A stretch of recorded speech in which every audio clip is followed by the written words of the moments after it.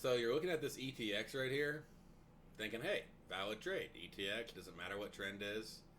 You even see a little bit of divergence right there, but the divergence is, it's higher. It's, you're looking for a maximum of 80%. So it may fall like right at that threshold. There's quite a bit of distance between them, as Lori said. Ideally, there's less distance, and you're lower, you're closer to 50%. 80% is the maximum. But the big thing that y'all really got to make sure you're learning how to do is look left. Okay?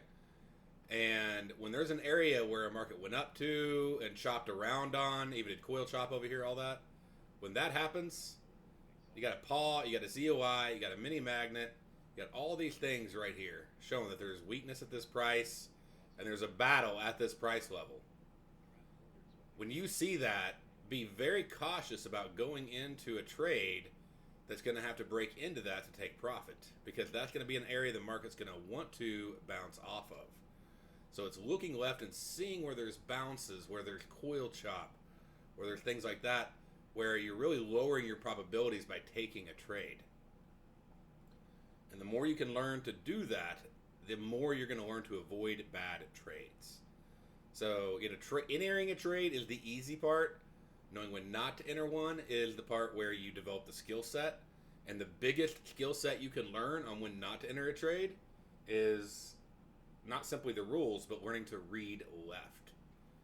So that's one reason why, I have some people put on the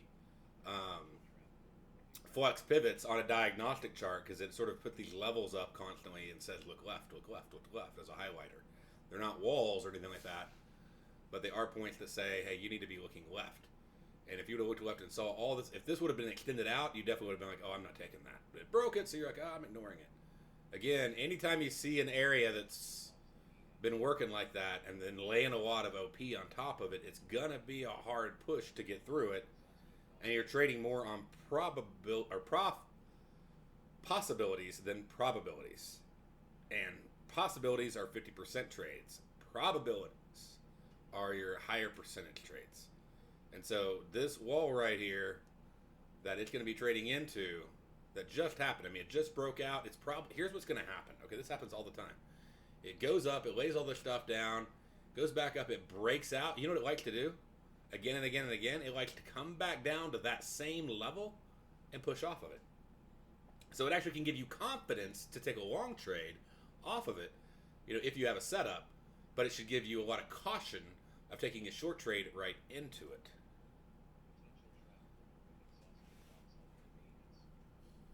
So does that make a little sense?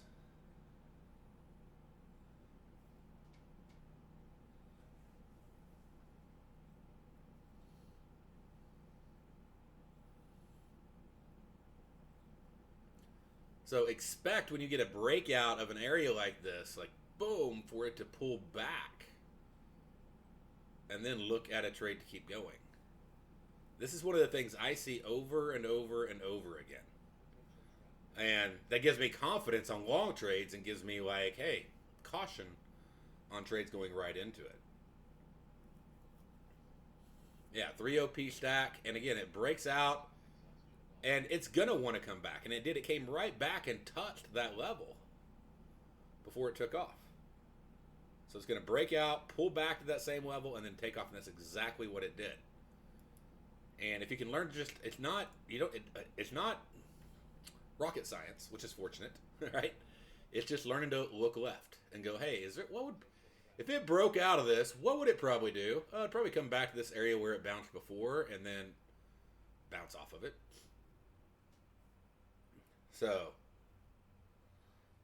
but something like that can be really helpful if you just learn to look for it.